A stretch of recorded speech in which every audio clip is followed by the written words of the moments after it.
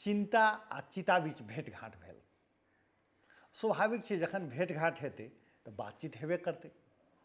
तऽ बातचीतक क्रममे चिंताके बात जे आयल से अहाँ सबके जानकारी कराब आवश्यक अछि। तऽ चिंता चितासँ बिरसैत कहलनि, अहाँ मुर्दाके जरबै छी, हम जीवितके जरबै छी। अहाँ एके बेर जरबै छी, हम हरेक दिन जरबै छी। अहाँ विदा कऽ दै छी, हम जकड़ि लै छी। अहाँ मृत्युक विषय छी, हम जीवनक विष छी।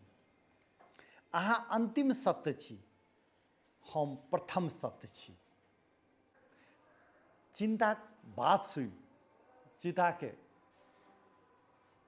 वा ई कही जे चिता मौन भऽ गेल, ओकरा किछु फुरा नहि रहल छल।